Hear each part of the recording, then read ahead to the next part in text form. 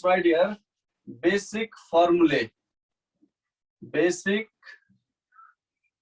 calculation of basic formulae for the calculation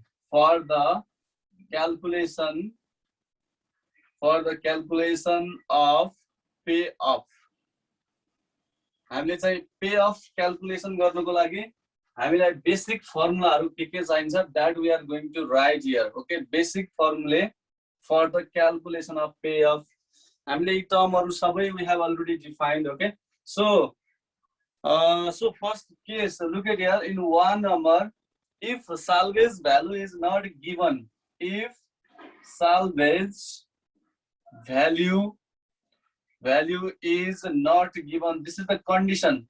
Okay, हामीले अब pay of calculation गर्नु छ जसमा salvage value given छैन या salvage value given छैन भन्ने कन्डिसन छ. Okay, here salvage value means you know that the selling price of the article below its true cost price. Okay, salvage value भनेको चाहिँ के हो त? यो एउटा सेलिङ प्राइस हो जुन चाहिँ कस्ट प्राइस भन्दा पनि थोरै हुन्छ. ओके, कस्ट प्राइस भन्दा पनि थोरै हुन्छ साल्भेज भ्याल्यु भनेको चाहिँ. ओके, साल्भेज भ्याल्यु भनेको तपाईहरुलाई थाहा छँदै छ. कहिलेकाहीँ तपाईले okay, I think we have discuss पनि गरेका छौं. जस्तो हामीलाई कहिलेकाहीँ तपाईहरुले सेलमा लागेको कपडाहरु किन्नुहुन्छ. सेलमा लागेको कपडामा के हुन्छ त? सेलमा लागेको लुगाहरुमा चाहिँ त्यो शपकीपरले उसको कस्ट प्राइस भन्दा पनि अझ तलको मूल्यमा बेचिरहेको हुन्छ. ओके, फाइदा खाएर बेचेको होइन, त्यसमा फाइदा खाएर बेचेको होइन, जस्ट सामान कटाउने हिसाबले मात्रै उले बेचेको हुन्छ. ओके, एट दैट टाइम त्यो प्राइस भनेको साल्भेज भ्याल्यु हुन्छ. किन भन्दा उले आफूले किनेको मूल्यमा भन्दा पनि अझ घटाएर बेचिरहेको छ. ओके, के गर्नको लागि त? जस्ट त्यो सामान कटाउनको लागि उले त्यस्तो गरेको हो. त्यही भएर त्यसलाई हामी भन्छौं साल्भेज भ्याल्यु. यो यस्तो कति बेला हुन्छ जति बेला हामीले डिमान्ड कम हुन्छ, स्टक बढी हुन्छ. ओके, डिमान्ड चाहिँ कम हुन्छ, स्टक बढी हुन्छ, त्यो बेलामा साल्भेज भ्यालु हुन्छ. किन भन्दा डिमान्ड अनुसार स्टक भयो भने त सबै बिक्री हुन्छ. तर डिमान्ड कम छ, सामान बढी राखियो भने त्यो बेलामा चाहिँ के हुन्छ त? त्यहाँ सामान बाँकी रहिदिन्छ. ओके, त्यो चाहिँ शपमा सामान बाँकी रहिदिन्छ, जसको कारणले गर्दा पछि चाहिँ सेलमा राखेर बेच्नु पर्ने हुन्छ. ओके, हो त्यसको त्यो सेलमा राखेर बेच्ने जुन मूल्य छ that is salvage value. Okay, त्यसलाई साल्भेज भ्यालु भनिन्छ. किन भन्दा साल्भेज भ्यालु भनेको कुनै पनि शपकीपरले उसले आफूले किनेको मूल्यमा भन्दा पनि अझ कम मूल्यमा बेच्छ. ओके, त्यो प्राइस हो, that is the salvage value. तर हाम्रो यो फर्स्ट कन्डिसनमा के छ? If salvage value is not given भन्ने बित्तिकै तपाईहरुले बुझिसक्नु भयो यहाँ जति डिमान्ड छ त्यति नै स्टक छ या डिमान्ड भन्दा कम स्टक छ. ओके, त्यस्तो कन्डिसनमा साल्भेज भ्यालु हुँदैन. किन भन्दा त्यति बेलामा जति सामान राखिन्छ पसलमा सबै बिक्री हुन्छ. डिमान्ड अनुसार राखियो भने चाहिँ के हुन्छ त? जति राखिएको छ सबै बिक्री हुन्छ. त्यही भएर साल्भेज भ्यालुको कुरै भएन. ओके, अब यसको if salvage value is not given, यसमा पनि हाम्रो एउटा आई नम्बरमा हेरौं. आई नम्बरको कन्डिसन के हो त? व्हेन स्टक भन्ने बित्तिकै बुझिसक्नु भयो. When stock is less than or equal, when stock is less than or equals to demand. Okay, when stock is less than or equals to demand, यो कन्डिसन छ. When stock is less than or equals to demand भन्ने बित्तिकै बुझ्नुभयो सामानको stock के छ त? सामानको स्टक चाहिँ डिमान्ड भन्दा कम छ या डिमान्डसँग इक्वल छ. ओके, भनेको अर्थ यो यस्तो कन्डिसन हुनु भनेको के हो त? यस्तो कन्डिसन हुनु भनेको जति राखिन्छ नि सामान सबै बिक्री हुन्छ. यसमा सामान बाँकी रहने चान्सै हुँदैन. किन भन्दा डिमान्ड बढी छ, स्टक भन्दा डिमान्ड बढी छ या इक्वल छ. यस्तो बेलामा चाहिँ सामान के हुँदैन त? स्टक भएर बस्दैन. ओके, हो यसरी when stock is less than or equals to demand बुझिराख्नु होला है. स्टक चाहिँ डिमान्ड भन्दा थोरै भयो र इक्वल भयो भने त्यो बेलामा चाहिँ पे अफ भनेको के हुन्छ त? पे अफ भनेको let's write here, pay off भनेको marginal profit into sold quantities. Okay, marginal profit into sold quantities. Okay, ल बुझ्नु होला यो सामान बिक्री भएको सामानको क्वान्टिटी र प्रॉफिटको के हो त? प्रोडक्ट हो. पे अफ भनेको के हो त? यसमा पे अफ भनेको marginal profit into sold quantities. बुझिसक्नु भयो? जस्तो अब कुनै एउटा सामानमा हामीलाई 2 रुपीज फाइदा हुन्छ भने सोल्ड क्वान्टिटीजहरु 50 वटा छ भने 52 चाहिँ 100 रुपिस प्रफिट हुन्छ। त्यो पे अफ भनेको प्रफिटसँग रिलेटेड छ, हामीले पहिले पढिसकेका छौँ। Pay off is equals to marginal profit into sold quantity. जति सामान बिक्री हुन्छ, सपोज एउटा सामानमा हामीलाई 10 रुपिस फाइदा भयो भने 100 वटा सामानहरू बिक्री भएको छ भने 100 इन्टु 10 भनेको 1000 हुन्छ। त्यो भनेको पे अफ हो। ओके, त्यसैले marginal profit into sold quantities. यहाँ मार्जिनल प्रफिट भनेको के हो त? एउटा आर्टिकलमा हुने profit, that is marginal profit. Okay, ल यो बुझिसक्नु भयो। When stock is less than or equals to demand. ल यहाँसम्म तपाईहरुलाई क्लियर छ भने अब हेरौँ अर्को कन्डिसन के हुन सक्छ त? अर्को condition when stock is greater than demand. Okay, अब स्टक ग्रेटर देन डिमान्ड भन्ने कन्डिसन बुझिसक्नु भयो। डिमान्ड कम छ। ओके, मार्केटमा कुनै पनि आर्टिकलको डिमान्ड कम छ। अब डिमान्ड कम छ भने स्टक बढी छ यहाँ। ओके, स्टक बढी हुनु भनेको अब केही सामानहरू बिक्री नहुने चान्स पनि छ, किनभने डिमान्डै कम भएपछि अब बिक्री नहुने चान्स बढ्यो। ओके, यस्तो बेलामा सामानहरू बिक्री नहुने कन्डिसन हुन्छ। त्यो हुँदाखेरि चाहिँ पे अफ कसरी क्याल्कुलेट गर्ने त? Okay, in this condition how to find your pay of?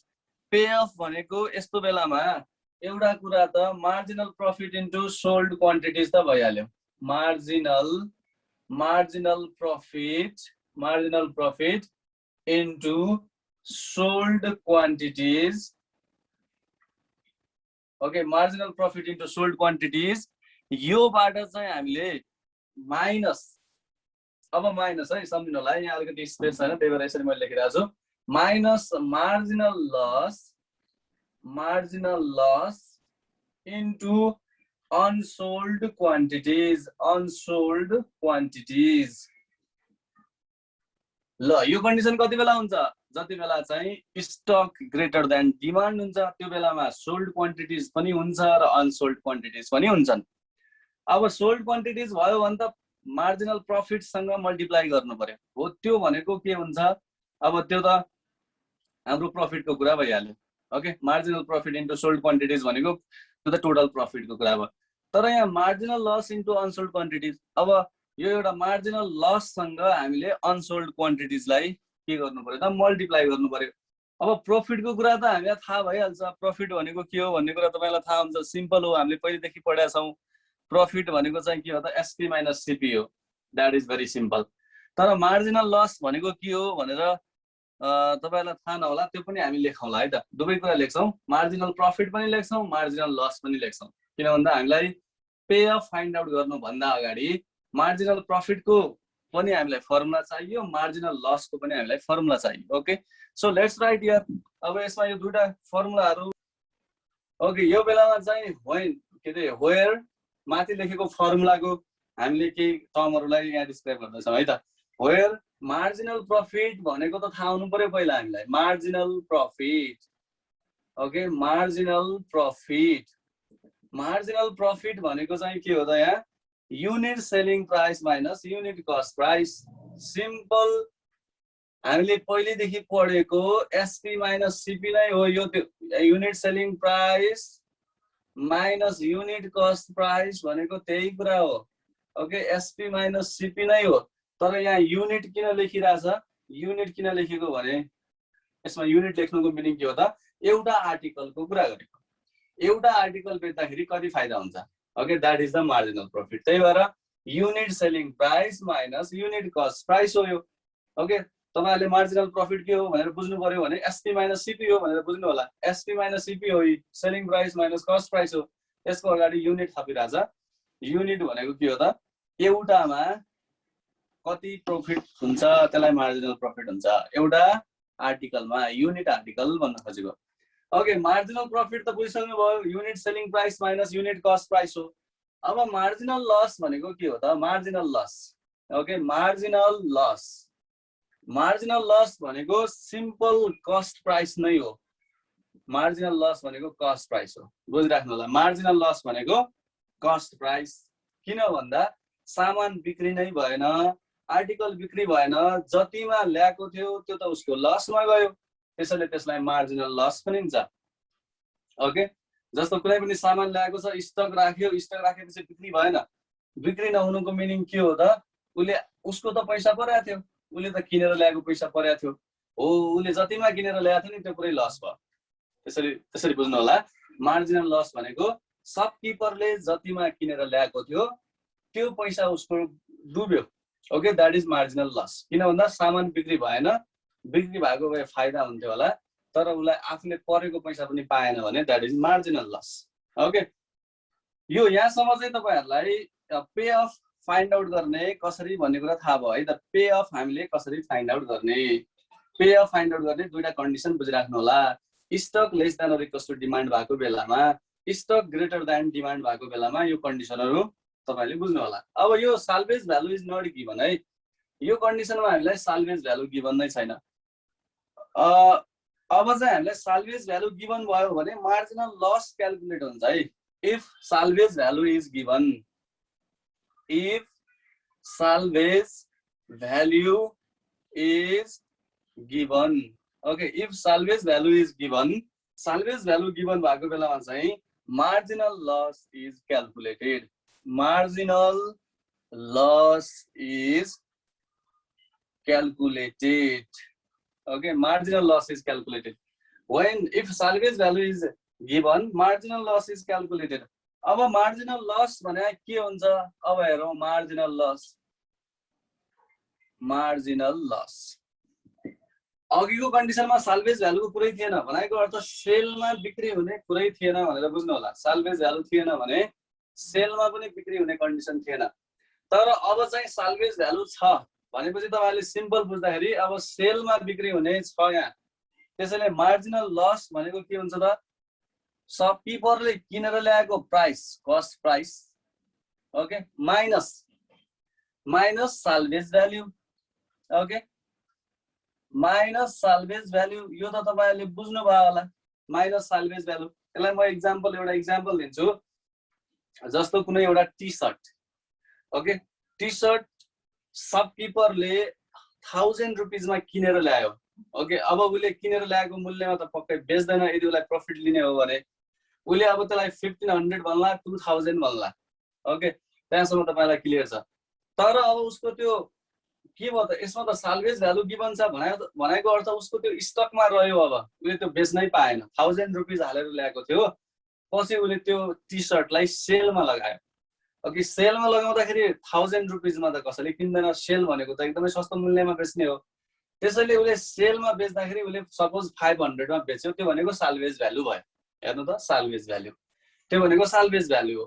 त्यो भनेको उसले 1000 मा किनेर ल्याएको टी सर्ट 500 मा बेच्यो, साल्भेज भ्यालु उसको 500 भयो भने हेर्नु त यसको डिफरेन्स भनेको 500 छ। 1000 माइनस 500 भनेको 500 हुन्छ। हो, यो 500 भनेको मार्जिनल लस हो। किन? उसको आफ्नो परेको प्राइस 1000 हो, उसलाई बेच्दा 500 रुपीज त आयो, 500 रुपीज त रिटर्न आयो, तर 500 रुपीज स्टिल लसमै छ भने त्यो मार्जिनल लस हो। यसरी बुझ्नु होला है त। मार्जिनल लस भनेको cost price minus salvage value, okay. अब यो cost price minus salvage value यो बुझिसक्नु भयो।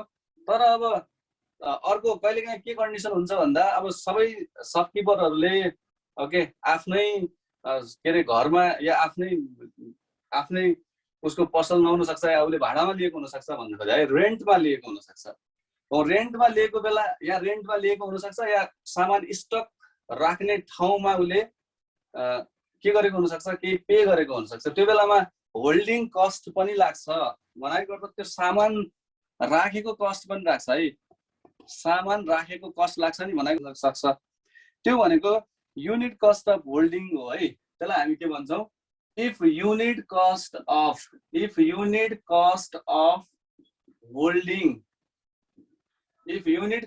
holding is also given, okay, if unit cost of holding is also given हुन सक्छ यस्तो कन्डिसन पनि।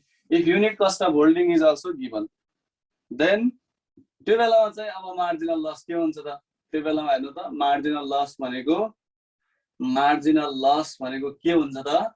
Cost price minus, okay, cost price minus salvage value त हुन्छ नै, okay, cost price minus salvage value त हुन्छ नै, प्लस अर्को के पनि हुन्छ, होल्डिङ कस्ट पनि त हुन्छ, प्लस होल्डिङ कस्ट। उसलाई लस हुने कुरा हो यो। होल्डिङ कस्ट भनेको उसले त्यो सामान राख्नको लागि जति भाडा तिरेको छ त्यो पनि लसै त हो नि।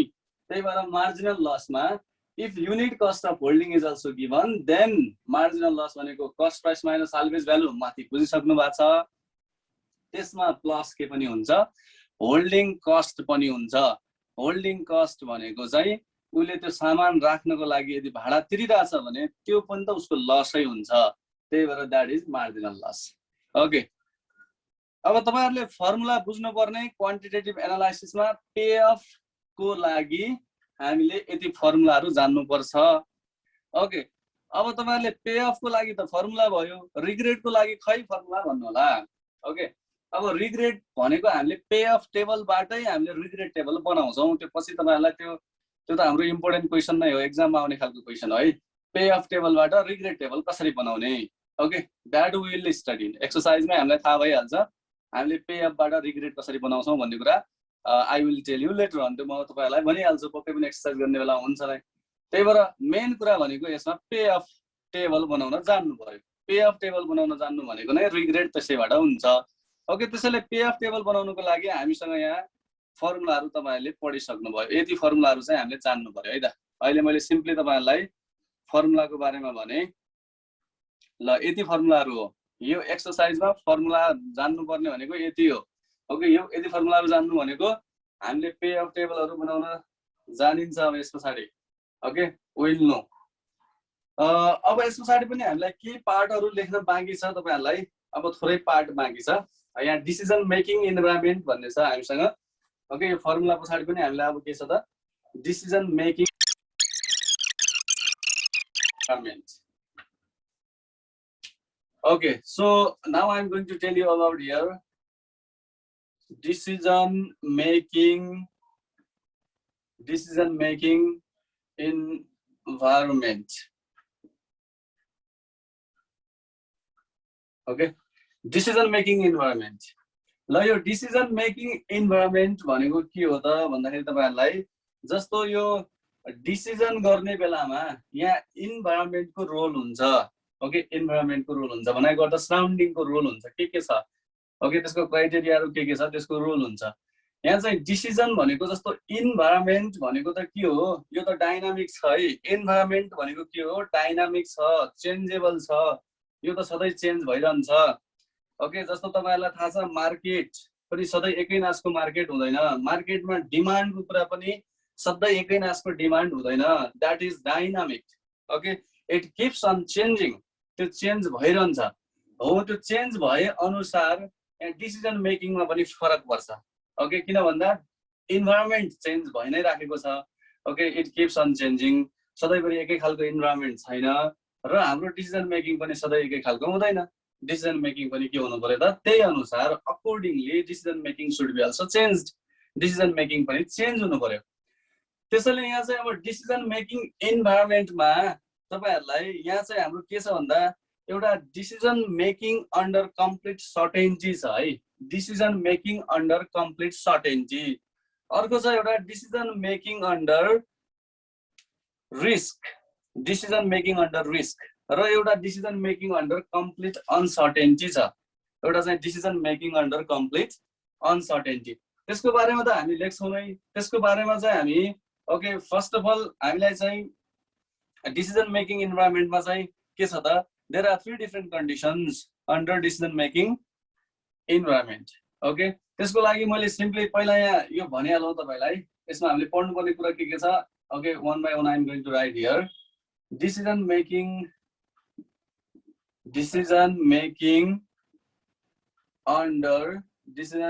अन्डर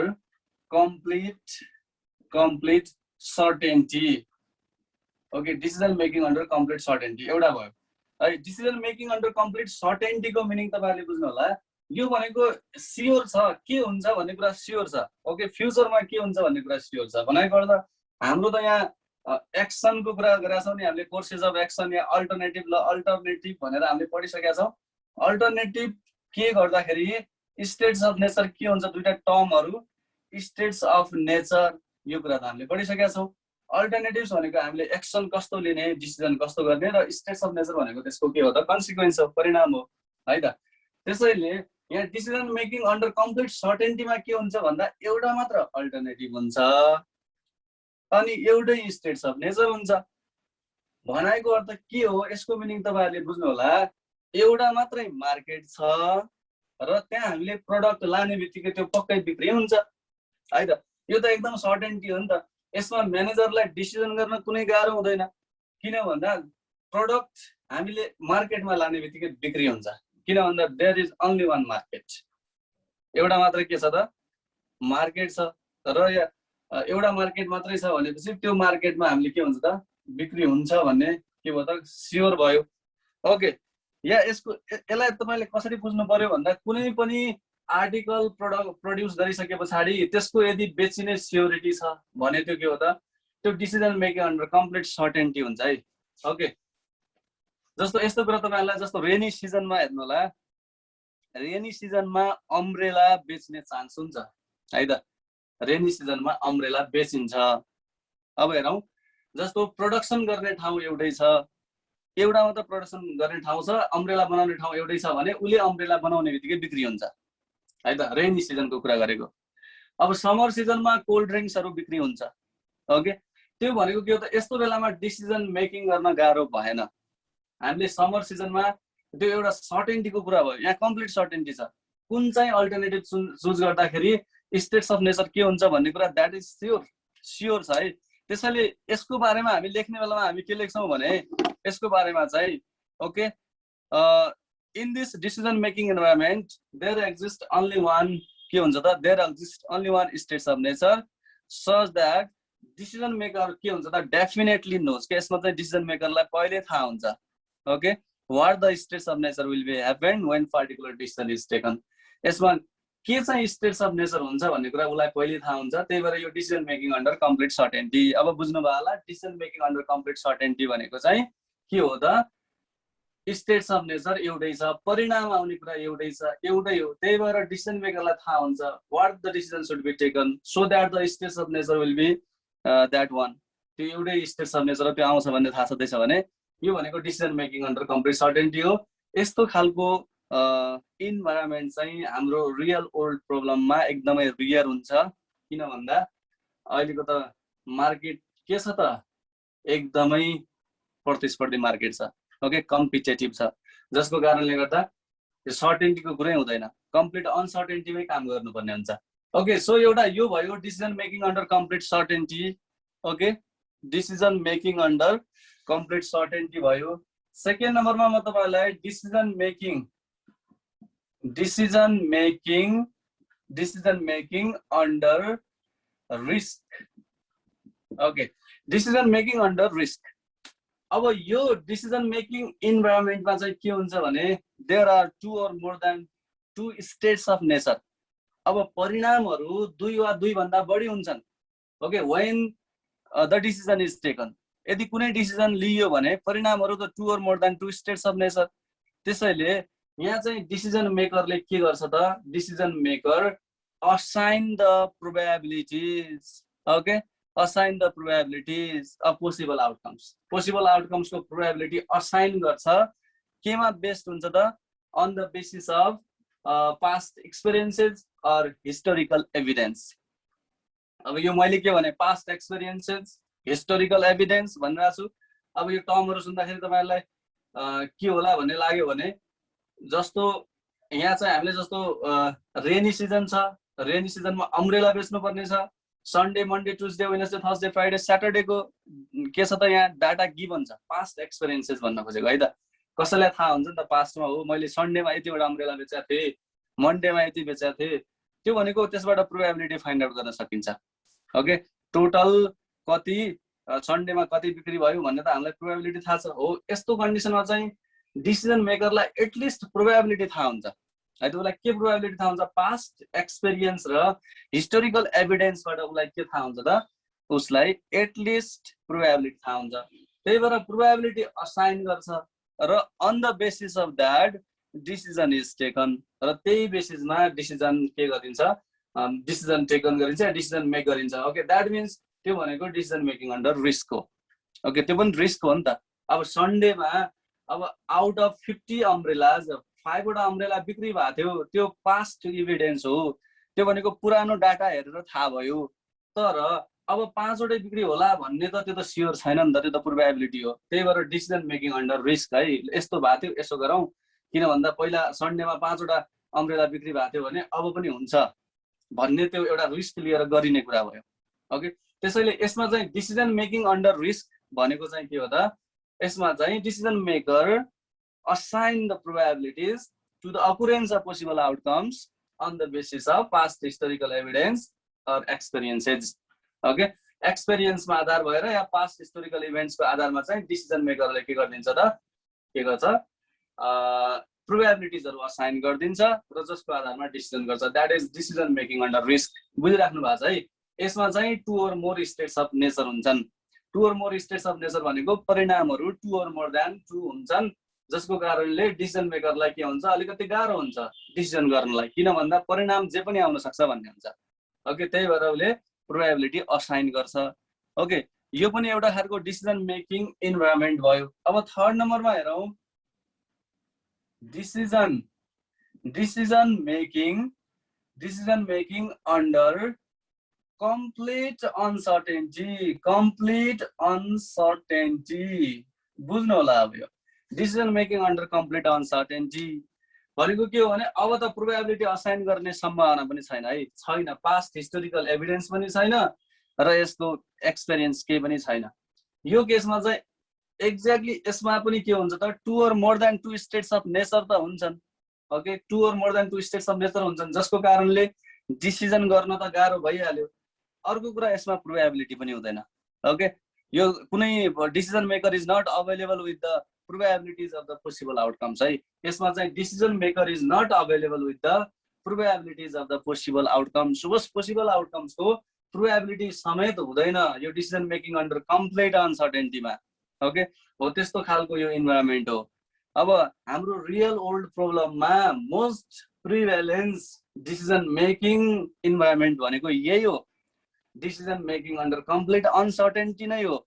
ओके, म्याक्सिमम म्यानेजरहरूले डिसिजन गर्नुपर्ने कन्डिसन कस्तो हुन्छ त, decision making under complete uncertainty. Okay, किन भन्दा यो चाहिँ मोस्ट प्रिभ्यालेन्स हुन्छ। हामीलाई सबै कुरा अब यो प्रोबेबिलिटिजहरु असाइन हुन्छ नै भन्ने कन्डिसन हुँदैन, किन भन्दा हामीले मार्केटमा कम्पिटेटिभ मार्केटमा यदि छिर्नु छ भने त्यहाँ के हुनु पर्यो त, decision making under complete uncertainty हुन्छ है। यो तपाईहरुले यसको मोटामोटी बुझिसक्नु भएको छ।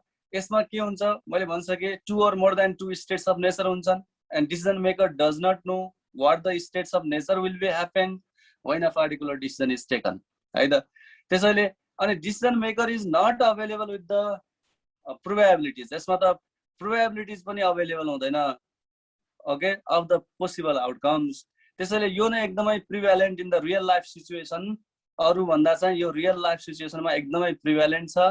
त्यसैले यसबाट हामीले डिसिजन लिनको लागि हामीसँग के यहाँनिर के छन् त, के क्राइटेरियाहरु छन् है। डिसिजन मेकिङ अन्डर कम्प्लिट अनसर्टेन्टीमा हामीलाई के क्राइटेरियाहरु छन्, हामी चाहिँ त्यो क्राइटेरियाहरु युज गर्छौं। ओके, यसको बारेमा मैले भनिसके, यो पनि भइसक्यो। थर्ड नम्बरको पनि तपाईहरुलाई यसको मोटामोटी थाहा भइसकेको छ। हामीले चाहिँ अब यो अन्तर्गत हामीले डिसिजन लिनको लागि we have some criteria in practice. हाम्रो प्र्याक्टिसमा के क्राइटेरियाहरु छन्, एकदमै इम्पोर्टेन्ट छन् है त। तपाईहरुलाई म यहाँ त्यो क्राइटेरियाको okay simply I am going to write here. यहाँ चाहिँ म्याक्सिम्याक्स योलाई भन्छ optimistic criterion. Okay, optimistic criterion, maximax भनेको अप्टिमिस्टिक क्राइटेरियन है। म्याक्सिम्याक्स क्राइटेरियनलाई हामी अप्टिमिस्टिक क्राइटेरियन पनि भन्छौं।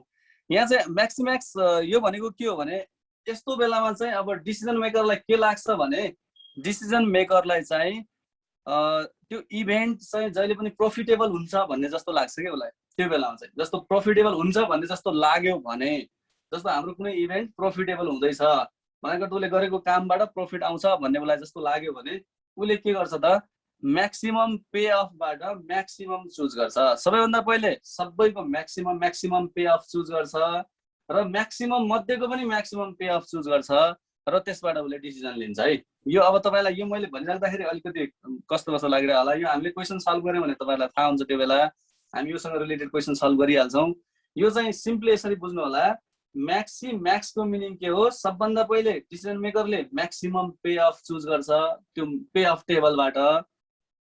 ओके, त्यस पछाडि त्यो म्याक्सिमम मध्येको पनि म्याक्सिमम चुज गर्छ, त्यसलाई भन्छौँ म्याक्स क्राइटेरियन। ओके, यो एउटा क्राइटेरियन भयो, म्याक्स क्राइटेरियन। अब तपाईँहरुले इम्पोर्टेन्ट थिङ म्याक्स क्राइटेरियन तपाईँले सिम्पली अलि बुझिराख्नु होला, यो यति बुझ्नु।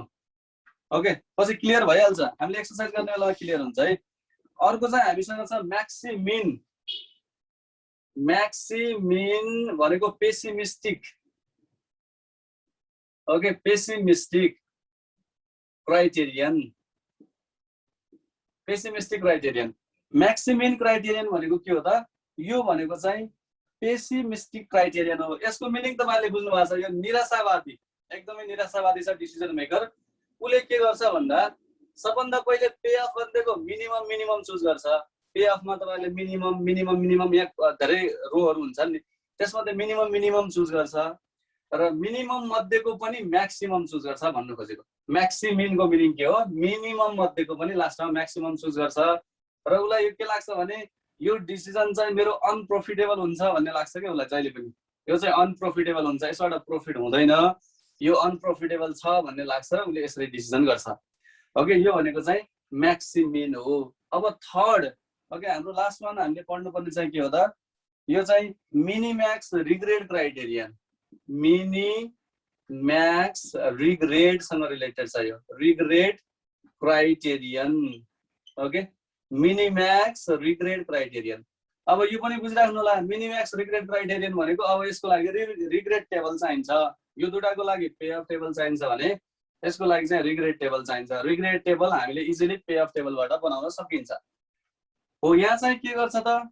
यसमा के लाग्छ डिसिजन मेकरलाई, उसको डिसिजनबाट चाहिँ अब इभेन्ट अनप्रोफिटेबल हुँदैछ भन्ने लाग्छ यसमा पनि है। त्यसैले उसले सबभन्दा पहिले म्याक्सिमम रिग्रेट चुज गर्छ। किन भन्दा यहाँ पछाडि म्याक्सिमम छ, उसले म्याक्सिमम रिग्रेट टेबलबाट म्याक्सिमम रिग्रेट चुज गर्छ र त्यो म्याक्सिमम रिग्रेट मध्येको अब धेरै हुन्छन् त्यहाँ म्याक्सिमम रिग्रेटहरू, त्यति मध्येको सबभन्दा मिनिमम चुज गर्छ, लास्टमा मिनिमम चुज गर्छ। त्यही भएर यसलाई हामी के भन्छौँ त? यसमा चाहिँ अल्टरनेटिभ चुज गर्ने बेलामा maximum regret from regret table for each alternative र त्यसलाई लास्टमा फेरि मिनिमाइज गर्ने, त्यो तरिकाले यसमा डिसिजन गरिन्छ। Okay, these are the uncertainty. त्यसमा चाहिँ हामीलाई म्याक्सिमिन, मिनिम्याक्स, रिग्रेट क्राइटेरियन छ। यो सबै टर्महरूलाई हामीले के गर्छौँ? वी विल डिस्क्राइब है। यो सबै कुराको हामी लेख्छौँ किन भन्दा इम्पोर्टेन्ट छ, एक्जामको लागि एकदमै इम्पोर्टेन्ट छ। Will write next.